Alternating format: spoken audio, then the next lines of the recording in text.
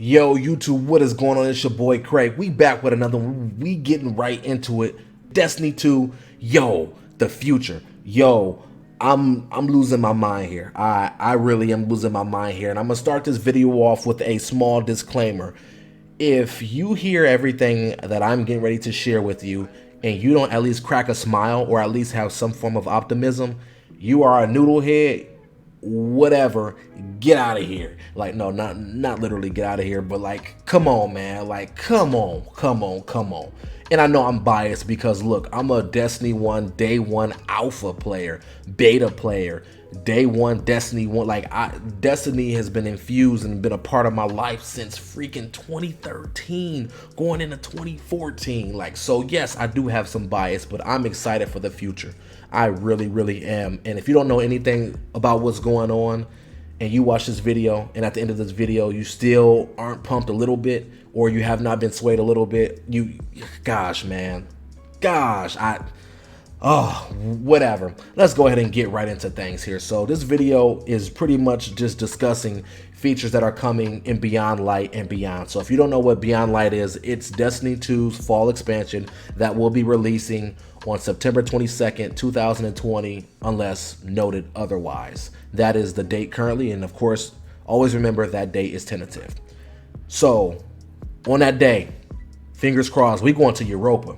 We going to Europa and we gonna check out what the Fallen is doing, man. You know what I'm saying? The Fallen is kind of the Fallen day everywhere, man. They be falling out everywhere, yo. So we going to Europa. We gonna see what's going on. So I'm actually going to give you a little synopsis right off of Bungie.net. This is what the description says. The description says, go beyond the light. A new power is born out of the ancient pyramid ship above Europa's frozen frontier, and a dark empire has risen beneath, united under the banner of the fallen Kale of Darkness, Uramis. I might have said that wrong, but let's just call him Uramis right now. Call him or her, they, whatever. Uramis. Join your fellow guardians and bring down the empire at any cost, even if it means wielding the darkness itself.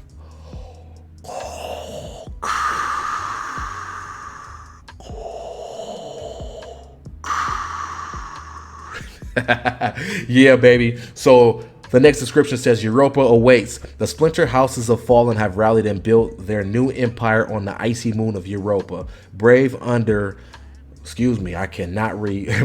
unrelenting glacial frontier, infiltrate the Golden Age braid tech facility, and uncover the secrets that lie deep under the ancient ice. Yo, woo. Oh my gosh, yo, it's lit. It's gonna be lit. We're gonna finally figure out more about this darkness. We're gonna see what the Fallen doing because they always be bugging. We're gonna clap the Fallen and see what's really going on here. But not only are we gonna do that, yo, we get access to the darkness. Yo, okay, again, verbatim from Bungie.net. As a new threat emerges, so too does a mysterious new power, Stasis. Rooted in darkness, Guardians will wield this new elemental power alongside Arc, Solar, and Void, summoning epic supers to dominate the battlefield. Titans, Warlocks, and Hunters each use Stasis in a different way, from slowing down foes with Stasis fields to encasing and shattering enemies with destructive might. Oh my gosh, yes baby, new subclasses are coming. New subclass, Stasis, the darkness. Yes, we're gonna have access to that September 22nd, and it's gonna be lit. And I believe they said in the dev stream, either in the dev stream or Dr. Lupo's Q&A with Luke Smith, that the subclass tree is going to be a lot like Destiny 1 subclass tree. Now, I don't know if you remember what that was like, but we had to go through each subclass tree and unlock everything from scratch, gaining XP, which was cool. It gave us a little bit of an incentive to grind, but we also got to pretty much select what we wanted completely. You know, you got to select, you know, do I want my throwing knife and do I want to pair it with this, or do I want to pair it with that? Do I want Blink paired with Nova Bomb here, or do I want my Nova Bomb to be 3 separate bombs, or do I want it to be the giant bomb and make it continuous? Do I want to hunt, like, you know what I mean? You get the option and that flexibility to really create your Destiny character like you see fit versus the fixed subclass trees that we have now. Imagine being able to pick 2 perks from the top tree, 2 perks from the bottom tree, or a perk from the middle tree, a perk from the top tree, 2 from the bottom. You know what I mean? Imagine being able to mix that up. So they didn't say this, but I'm speculating that they're probably going to overwork or rework all the subclasses eventually and make them a lot more like the Destiny 1 subclasses. So that's dope.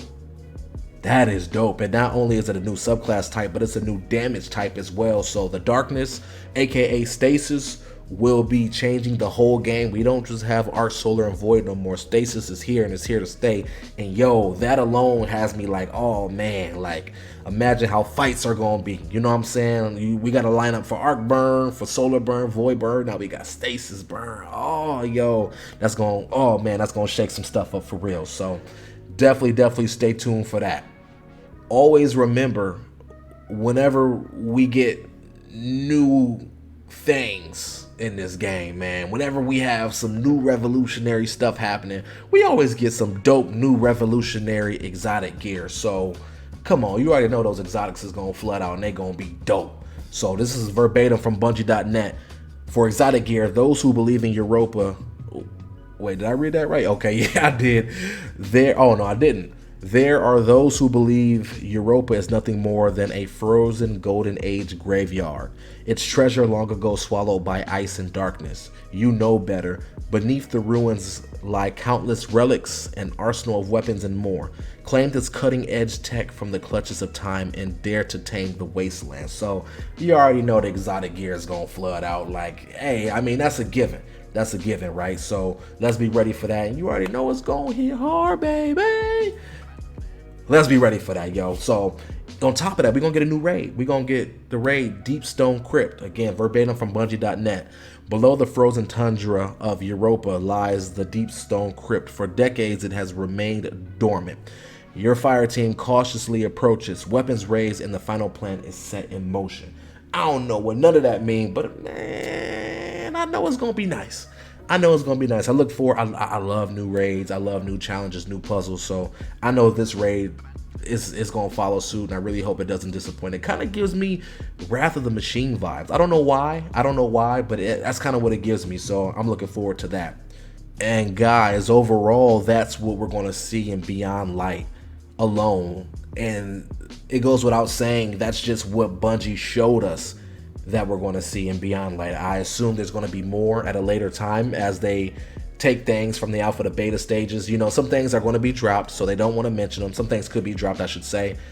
But the things that aren't dropped, I'm confident they're going to reveal them to us as the time draws closer. And they're going to leave some stuff for us to figure out on our own. So I'm excited for Beyond Light, but it goes beyond Beyond Light. It does. So real quick, let you guys know, in-family cross-gen will be a thing. I can't recall if they said it will be a thing when Beyond Light drops or if it'll be a thing later on in Season 12. I can't exactly recall, so don't quote me, but in-family cross-gen. So for example, if your friend has a PS4 and you got the PS5, then you can still play with that friend because you guys are on family consoles, or Xbox One and Xbox One X. You guys can still rock out together, and coming sometime next year, I assume in 2021, crossplay will be coming. How that'll work, whether if you can turn crossplay on and off, I have no idea. No more details about that, but they are working diligently on crossplay. So that's going to open it up, and gosh, that's going to be so awesome, especially for clans. Think about it too. Like, think about how many clans are just PS only or Xbox only or PC only. Imagine if you can dip in a little bit of everything. Like oh my gosh, man, that would be so fun. So fun. And if you have the option to turn it off and you go into PvP, then I mean, you know, I think that's fair. I think that's equal. Some controller players might not want to play against keyboard and mouse and vice versa. So if you have that option, I say, yeah, go for it. Let's do it. Not only is that coming, but they actually laid out a little roadmap or a little quote unquote preview about what's to come in 2021 and in 2022. In 2021, the fall expansion will be called the Witch Queen. We'll be getting that. And in 2022, we'll be getting Lightfall, that fall expansion. What they entail, I don't have no clue, but I know they're going to be dope, and all they'll do is build upon this foundation that we'll get in Beyond Light. Like, Beyond Light is bigger than just another fall expansion, and that I am confident in. Not only are those things happening, coming soon, sometime in year 4, they're going to start incorporating this thing called the Destiny Vault. So peep this, right? There are a lot of activities we have right now that are just flooding the game, which makes the game be over 100. Yeah, over 100 gigabytes, whether if you're on PC, PS4, whatever. So what they're going to do is they're going to start filtering out that old content or that content that isn't really utilized, and they're going to start bringing in some classic content. Just think about it. I believe they referenced it as Destiny's greatest hits. So coming sometime in year 4, we're going to be getting Vault of Glass back, but not just Vault of Glass. It's going to be remastered. Imagine a Vault of Glass with champion Minotaurs or just something crazy like that. I assume mechanics will probably stay relatively the same, but yo, just the fact that they're going to update and bring back the Vault of Glass, like, so I can only assume some things may happen, may or may not happen for Crota Zen, Wrath of the Machine, more than anything, King's Fall. Yo, oh my gosh, I just got hyped thinking about that. If they bring back King's Fall, oh my gosh, man, I'm trying to clap Oryx again, like for real. I don't know what the weapon or loot pools would be like, but if they bring back the loot pools too, just of course modified, I mean, I understand that. Vex Mythoclast, Touch of Malice, I mean, Touch of Malice was an exotic quest, but that's neither here nor there. But anyway, just think about the possibilities, bringing back old strikes, bringing back strikes from Destiny 1 that were so fun, bringing back raids, maps, you name it, the opportunity is there. So I believe they're going to start implementing that in year 4, like right away, I believe on September 22nd. I could be wrong, but I believe that's going to happen. And I mean, that just opens up the door for so much fun content. Like, just imagine if everything in Destiny 2 was relevant and fun to play. Like all the content that's currently in the game right now. Yeah, I know. You would never get off. A lot of people will be getting divorces. People will drop out of school, like in the best way possible. Like, oh my gosh, it would be so lit. It would be so lit. And the last point I want to make is they're working hard to change that seasonal model. Like Luke Smith came out and he owned up to it. He said, look, you know, point the finger at me for the current seasonal model. I thought it was good. Obviously, it isn't based off of the feedback. So we're working on changing that moving forward into year 4. And I have to take the word for it right now. I mean, this is a game I really, really want to succeed and I really believe in. So we got to kind of take his word for it right now in the meantime. I mean, it is what it is. I really think this was a big step forward. I'm looking forward to seeing what those seasonal model changes are and what they deliver. But if you ask me, this is exactly what I needed from a reveal. They kept everything under wraps, and when they showed it, they showed up and they showed out.